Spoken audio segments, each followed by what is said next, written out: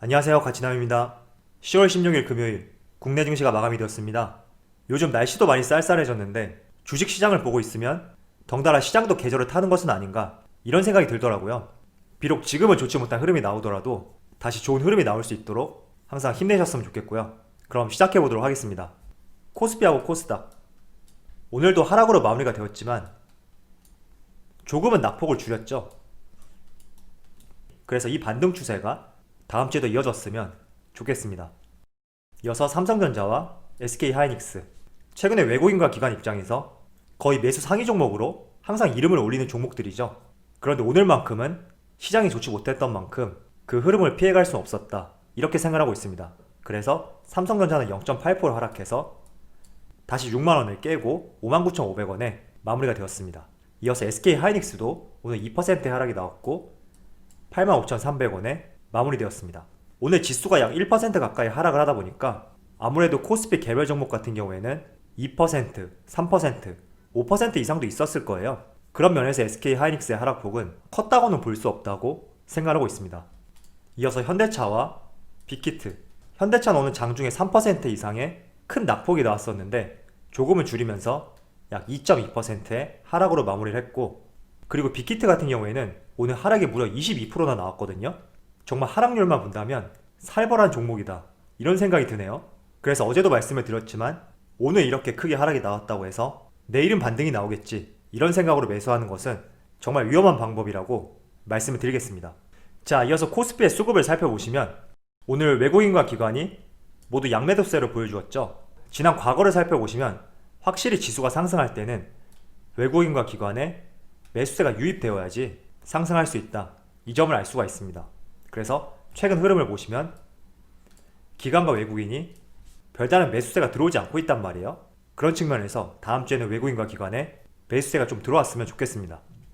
자, 삼성전자는 지금 2거래일 연속 외국인의 순매도가 나왔거든요. 반면에 기관 쪽에서는 그렇게 큰 금액은 아니지만 순매수가 들어왔다 이 점을 알 수 있고, SK하이닉스도 마찬가지로 기관과 외국인의 양매도세가 나왔습니다. 그래서 오늘 2% 가까운 하락이 나왔다고 말씀을 드릴게요.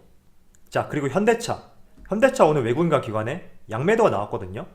그런데 전반적인 흐름을 한번 살펴보시면 지금 6거래일 연속으로 하락이 나오고 있어요. 그런데 기관과 외국인의 수급을 보시면 전반적으로 매도세를 보이고 있죠. 반면에 지난 9월 말부터 10월 초까지 비교적 현대차가 상승했던 구간에서는 수급을 보시면 외국인과 기관이 조금씩 들어왔었다 이 점을 알 수가 있습니다. 그래서 현대차도 마찬가지로 외국인과 기관의 매수세가 들어와야지 다시 상승이 나오지 않을까 이런 생각을 해보면서 기관들의 매도 주체를 한번 살펴보시면 확실히 10월 7일과 8일을 기점으로 나뉘는 것 같아요. 10월 7일 직전까지는 연기금, 보험, 금융투자, 투신 골고루 매수세가 들어왔었는데 10월 8일부터는 보시는 것처럼 별다른 매수 주체가 없죠. 그렇다 보니 최근 지수 하락과 함께 현대차의 주가도 하락이 나오고 있다고 생각하고 있습니다. 자, 이어서 빅히트 한번 살펴볼게요. 빅히트 같은 경우에는 지금 2거래일 연속 큰 폭으로 하락이 나왔거든요. 그런데 수급을 보시면 역시 외국인과 기관은 매도세를 보여주고 있고 개인만 나홀로 매수세를 보여주고 있습니다. 그래서 다시 한번 말씀드리지만 낙폭 과대에 따른 반등은 나올 수 있다. 그렇지만 우리가 이런 점을 토대로 투자를 한다는 것은 위험한 방법이 될 수 있으니까 가급적이면 지금 시점에서는 매수 안 하는 것이 좋은 종목이라고 말씀을 드리겠습니다. 자, 이어서 오늘 하루 매매 동향에 대해서 살펴보도록 하겠습니다. 먼저 오늘 16일 외국인의 경우 NC소프트, LG화학, 하나솔루션, 넷마블, 두산퓨얼셀 이렇게 5종목을 순매수 상위 종목으로 올렸고요. 이어서 기관의 경우에는 한국전력, SK텔레콤, 현대모비스, 아모레퍼시픽, 한국가스공사 이렇게 5종목을 순매수 상위 종목으로 올렸습니다. 자, 코스피의 분봉 차트를 한번 보도록 하겠습니다. 현재 촬영하는 시점이 오후 2시인데 코스피 같은 경우에 1.3%의 하락을 보이고 있거든요. 아마 많은 분들께서 이런 생각을 하실 거예요. 더 이상 우리나라 증시가 상승하기는 힘들구나 이런 생각도 하시면서 한편으로는 이제 다시 본격적으로 하락하는 것은 아닐까, 만약에 하락한다면 어디까지 지수가 하락할까 이런 걱정도 많이 하실 거라고 생각하고 있습니다. 자, 제가 여러분들에게 조금 도움을 드리기 위해서 자료를 하나 준비해 봤는데 이 자료 같은 경우에는 제가 직접 만든 거거든요. 한국은행 사이트 들어가서 지난 20년간의 코스피 지수하고 환율의 변화에 대해서 상관관계에 대해서 조사를 해봤는데 데칼코만이라고 하죠. 접었다 폈을 때 똑같은 그림이 나오면 데칼코만이라고 하는데 지금 환율하고 코스피 지수 언뜻 봤을 때 역데칼코마니와 유사한 그림이다. 이 점을 알 수가 있습니다. 지금 보시면 갈색이 환율이거든요. 지난 2008년에 서브프라임 모기지 사태가 있었을 때 환율이 폭등을 했고 주가는 하락을 했죠. 그리고 지난 2018년 우리나라 코스피 지수가 2600포인트까지 올라섰을 때 그 당시에 환율은 또 내림세를 보여주었다. 이 점을 알 수가 있습니다. 그래서 제가 여러분들에게 드리고 싶은 말씀은 현재 우리나라 환율을 살펴보시면 지난 3월달 1280원 최고점을 찍고 나서 지속적으로 하락세를 보이고 있단 말이에요. 이렇게 달러 가치가 하락한다는 말은 경기가 조금씩 안정적으로 돌아가고 있고 또 한편으로는 외국인이 코스피 시장에서 차익 실현 외에 환차익을 얻을 수 있기 때문에 이런 두 가지 요소 때문에 달러 가치가 하락할 때는 코스피 지수가 상승하는 경향이 있습니다. 그래서 현재 달러가 안정화되어 있는 상태이고 지속적으로 하락세를 보이고 있는 시점에서 지난 20년간의 코스피와 환율의 상반된 변화를 봤을 때 이번 주에 비교적 낙폭이 컸다고 하더라도 코스피 지수가 크게 하락할 것이다. 이렇게 보기에는 조금 무리가 있다. 저는 이렇게 생각하고 있습니다. 그래서 늘 그런 것 같아요. 하락 장세가 나오게 될 경우에는 공포심은 끝없이 이어지고 이런 심리적인 요인 때문에 지난 3월 달에 코로나 사태로 지수가 1400포인트까지 떨어졌을 때 이 시점도 어떻게 보면 사람들의 공포심과 두려움으로 인해서 주가가 하락했다. 저는 이렇게 생각하고 있습니다. 그래서 현재 지수가 2300포인트 초반까지 내려왔는데 환율의 안정세로 보았을 때 지난 20년간의 차트를 보시면서 정말로 코스피 지수가 크게 하락할 수 있는 위치인지 이러한 점에 대해서는 여러분들이 한번 기준을 세워보셨으면 좋겠습니다. 자, 그런데 차트의 간격을 좀 줄여보면 지금 이 구간이란 말이에요. 지난 과거와 한번 비교해보세요. 이런 구간, 또 이런 구간. 지난 과거와 비교했을 때 지금의 하락 구간은 그렇게 큰 구간은 아니라는 것을 알 수가 있습니다. 그래서 주식시장은 늘 상승과 하락이 반복되는 시장이기 때문에 지금의 하락 구간을 잘 이겨내야지 여러분들이 수익을 낼 수 있고 손실을 최소화시킬 수 있다고 저는 생각하고 있습니다. 그래서 언제나 주식시장은 하락 구간이 존재하기 때문에 이러한 점들을 받아들여야 되고 감내할 수 있어야지만이 주식 투자를 할 수 있는 것이라고 말씀을 드릴게요. 그래서 힘들겠지만 지금 손실폭이 크시다면 무리하게 매도해서 정말로 그 손실 금액을 현금화 시킬 것이 아니라 조금만 있으면 미 대선도 끝나고 미 대선이 끝나게 되면 5차 경기 부양책에 대해서 또 다른 액션이 나올 수 있다고 바라보고 있습니다. 그래서 다양한 점들을 생각해 보시면서 대응을 해 나가셨으면 좋겠습니다. 자, 지금 코스피 지수가 모두 하락하다 보니까 아무리 산업의 전망성이 있다고 하더라도 모든 종목이 하락 중이라고 생각하고 있습니다. 자, 그런데 지금 현대차 차트를 한번 보시면 현 시점에 약 3.5% 정도의 하락이 나오고 있고 오늘 같은 경우에는 지난 과거와 비교했을 때 하락폭이 조금 크단 말이에요.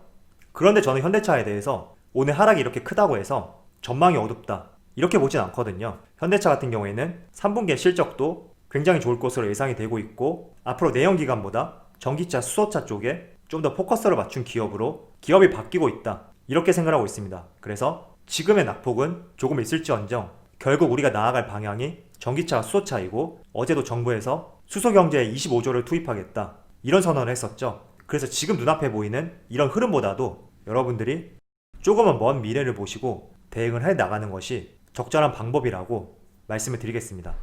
자, 현대차를 월봉 차트를 한번 확인해 볼게요. 자, 월봉 차트를 보시면 지난 2개월 동안 가파른 상승이 나왔거든요. 그런 측면에서 봤을 때 10월달 하락폭은 그렇게 큰 하락이 아니란 말이에요. 그래서 늘 말씀드리지만 삼성전자, 현대차, 코스피 우량주 같은 경우에는 한 달, 두 달이 아닌 1년, 2년, 최소한 이 정도 이상은 들고 가야 내게 적절한 수익을 안겨줄 수 있는 종목이다 이렇게 말씀을 드리겠습니다. 자, 그리고 최근에 코나 자동차의 화재 소식이 있었는데 저는 화재 이슈 같은 경우에는 단발적인 이슈로 생각하고 있거든요. 현대차뿐만 아니라 다양한 글로벌 완성차들도 많은 화재 소식이 있었거든요. 대표적으로 작년에 테슬라의 전기차 화재 소식, 그리고 2년 전이죠. 2018년부터 발생된 BMW 화재 소식, 그리고 리콜까지 진행을 했지만 또 화재가 발생되고 이런 소식들은 현대차, LG화학 이 두 기업의 문제가 아니라 모든 글로벌 기업들이 한 번씩 겪고 있는 이슈 중에 하나다. 저는 이렇게 생각하고 정말로 이런 부분이 현대차의 주가를 누르고 있다면 저는 오히려 이런 시점이 현대차를 추가 매수해 볼 수 있는 좋은 시점이 될 거라고 생각하고 있습니다. 자, 기아차도 마찬가지예요. 오늘 약 4%의 하락이 나오고 있는데 정말 갈 수 있는 종목이라면 이렇게 시장이 좋지 못한 상황에서 출렁이면 반드시 발생이 되고 다시 이런 시장이 안정화됐을 때는 그 어느 종목보다도 빠르게 치고 갈 수 있는 종목군이라고 생각하고 있으니까 여러분들도 이 시점에서 내가 가지고 있는 종목이 정말 주도 산업인가, 그리고 주도 산업 중에서도 대장주인가, 이런 다양한 점들을 생각을 해보셨으면 좋겠습니다. 지금 기아차를 보시면 오늘 하락폭이 크죠? 그렇지만 과거를 살펴봐도 늘 하락은 존재했어요. 이런 하락 구간이 존재하면서 정말 갈 수 있는 종목이라면 21선과 61선, 이 기준선을 토대로 상승이 나온다, 이렇게 말씀을 드리고, 기아차도 현대차 마찬가지로 전기차에 대한 비전을 제시했던 만큼 한 달, 두 달 이렇게 짧은 관점으로 대응할 것이 아니라 최소한 해를 넘겨서 내년까지 이렇게 길게 보고 대응할 종목이라고 말씀을 드리겠습니다. 자, 현재 코스피가 2300 초반까지 내려온 시점에서 과거로 보시면 2400포인트, 이 시점에서 지속적으로 하락이 나왔단 말이죠. 저는 앞으로도 이렇게 생각해요. 코스피 지수가 2450포인트를 넘어서 2500 이상으로 가려면 분명히 기업들의 영업이익이 지난 2018년처럼 크게 성장이 나와야 되는데 그 성장세가 올 하반기에 나올지, 이 점을 생각해 봤을 때는 조금 의문이 드는 것은 사실입니다. 물론 코로나로 인해서 기대했던 것보다는 많은 기업들의 실적이 잘 나오고 있다, 이렇게 생각을 하지만 지난 2018년과 비교했을 때는 그만큼 영업이익이 나올지, 이 점에 대해서는 의문이 들고, 그렇다는 것은 2500, 2600포인트까지 올라가기에는 한계가 있다고 생각하고 있습니다.